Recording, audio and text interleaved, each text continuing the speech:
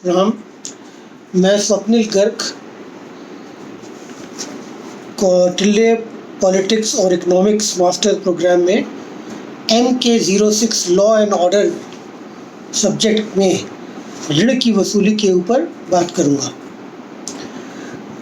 कौटिल्य ने ऋण के बारे में बहुत विस्तृत जानकारी दी है और उन्होंने सबसे पहले तो ये बताया है कि किस तरह का ऋण होता है।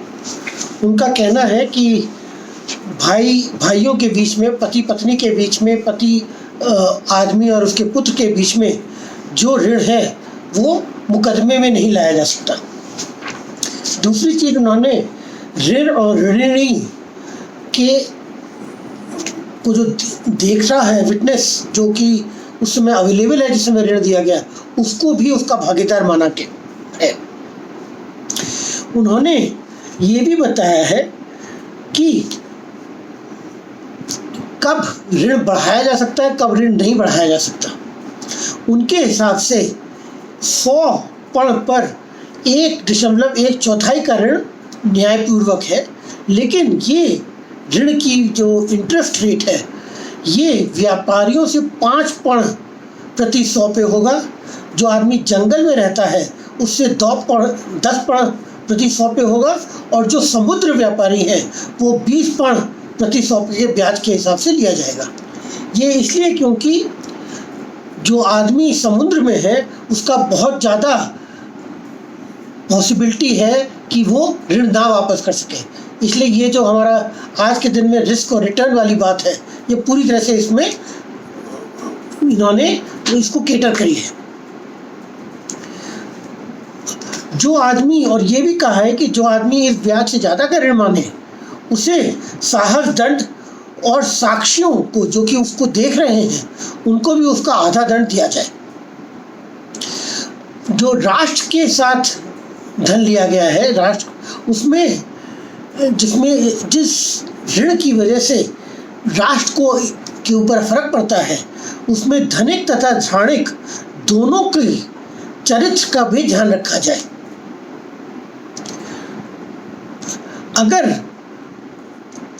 जो देने वाला है वो अपना ऋण फसल के समय दे तो वो 1.5 गुने से ज़्यादा ना होना चाहिए। जो गिरवी रखकर जो कर्जा लिया जाए उसका ब्याज मूलधन से ज़्यादा ना कभी भी बढ़ पाए। तो इन्होंने ये जो हमारी शाइलॉक वगैरह की कहानियाँ हैं और जो वो प्रेमचंद की कहानियाँ हैं कि जो मूलधन है उससे कहीं ज़्यादा आगे ऋण बढ़ गया या उसका इंटरेस्ट बढ़ गया, वो चीज़ को पहले ही खारिज कर दिया है, ख़त्म कर दिया है।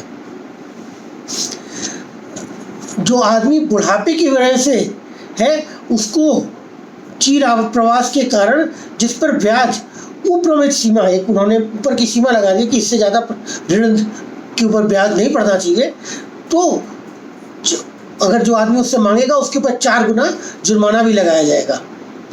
अगर ऋणी पैसा नहीं दे पा रहा है तो उसके लड़के और उसके जो उसकी जायदाद के हकदार हैं उन सब से ऋण लिया जा सकता है।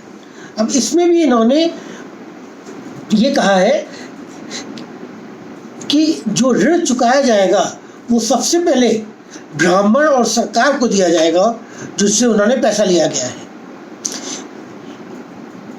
उसके बाद उन्होंने ये भी बोला है कि अगर एक ही ऋणी के ऊपर ज़्यादा लोग से उसने ऋण ले रखा है तो वो ऋण उस हिसाब से लौटाया जाएगा जिस हिसाब से वो ऋण लिया गया था।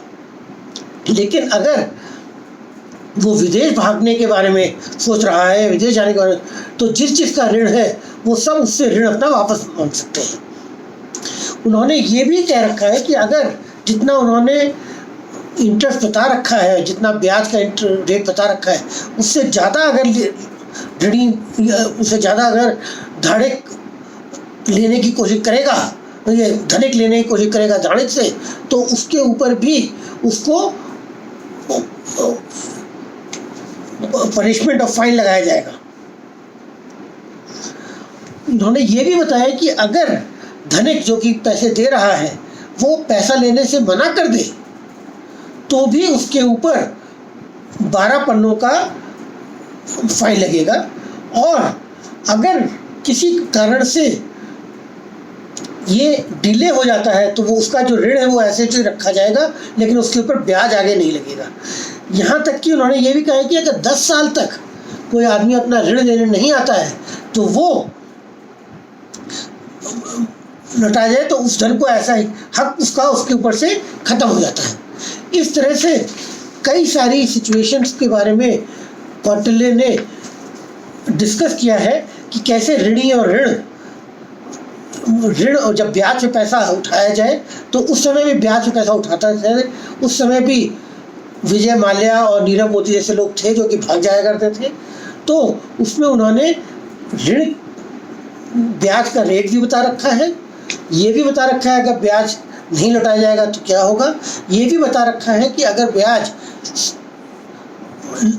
लेने से पहले ब्याज लेने वाला अगर कुछ क्रूरता करेगा तो वो भी दंडनीय है। इस तरह से उन्होंने ऋण की वसूली के ऊपर पूरा व्याख्यान करके इकोनॉमी को बूस्ट करने के लिए ऋण को प्रोटेक्ट करा हुआ है लॉ एंड ऑर्डर में। धन्यवाद।